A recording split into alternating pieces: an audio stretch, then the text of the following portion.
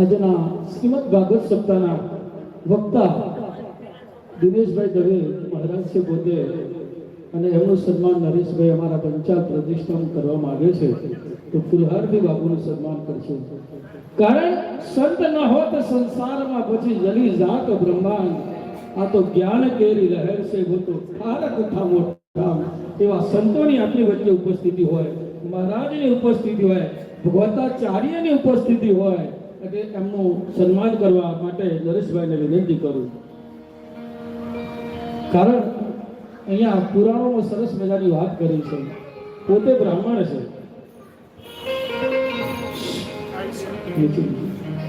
એ સંતનો સ્વભાવ છે એવો, એ જનેતાની ગોદ. સંતનો સ્વભાવ એમ કહેવાય કે જનેતાની ગોદ. જનેતા એટલે માતાની ગોદમાં જે આનંદ મળે ને, એ સંતોના ચરણોમાં આપણને આનંદ મળતો હોય.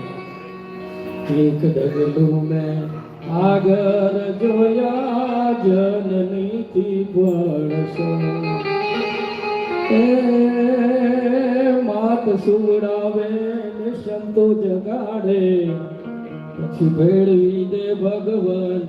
આ સંતોનો સ્વભાવ છે.